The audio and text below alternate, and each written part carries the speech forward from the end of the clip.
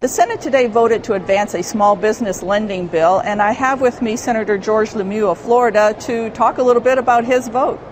Senator, you were one of just two Republicans to break with your leadership and support the Democrats on this matter. Can you explain why you voted the way you did? Well, there's not a lot that I can agree on with my colleagues from the other side, but this was an issue that made a lot of sense for my state, and I think it makes a lot of sense for the country. I come from the state of Florida.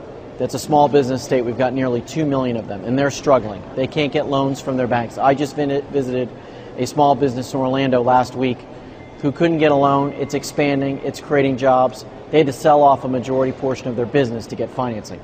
That's not what we want to see.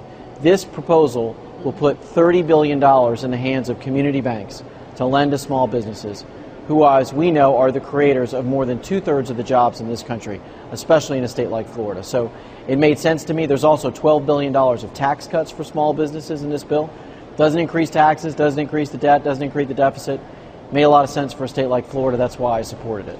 Well, what do you tell your fellow Republicans who have called this bill with the $30 billion fund that you're talking about a smaller version of the Wall Street bailout? What do you tell them? This money doesn't go to Wall Street. This is not to Wall Street. This is to Main Street.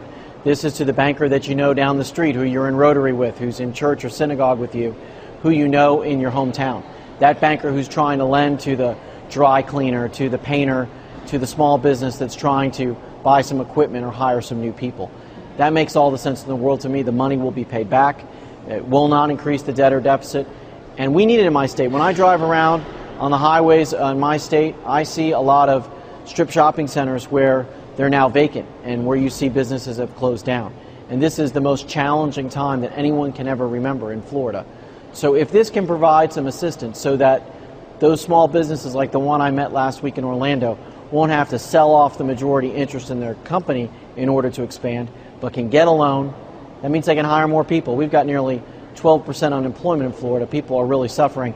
We need to get people back to work. I think this is the right way to help. It's not going to be a panacea.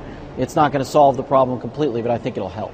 If I could just ask you a question on another matter that is expected to come up soon, and that is what is going to happen to the expiring tax cuts. Right. The Democrats want to continue it for the middle class.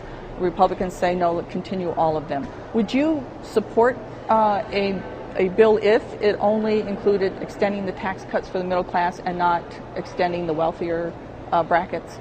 Well, I don't want to raise taxes on anybody. And there are now a group of Democratic senators who have said the same thing, at least 4, I think maybe as many as 6 now as of today, who have said we don't want to raise taxes on individuals and small businesses in the height of the worst recession that anyone can remember. That doesn't make any sense. So it's a false choice to say that we have to only do it for the middle class and not for other people.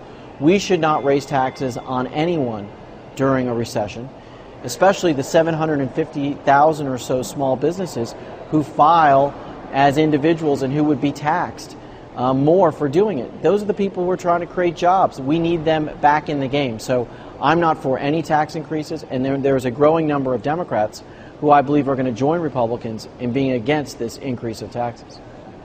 And just on another matter concerning the small business bill, there was an effort to repeal this 1099 provision that was in the health care bill that would require small businesses to file 1099 forms on any purchases over $600. Efforts to repeal that failed. Do you see this coming back as an issue? I do. I talked to Senator Landrieu today, and she said that she's interested in trying to fix the problem. She chairs the Small Business Committee. We work together on the small business bill. It needs to be fixed. Mike Johans was exactly right on this issue. This is an impediment and a burden to small businesses under the health care law. And again, the more you hurt small businesses, the more you hurt job creation, and we don't get our people back to work. So we do need to fix the problem. Thank you very much for joining us. I appreciate it. Thank you. This is Donna Smith for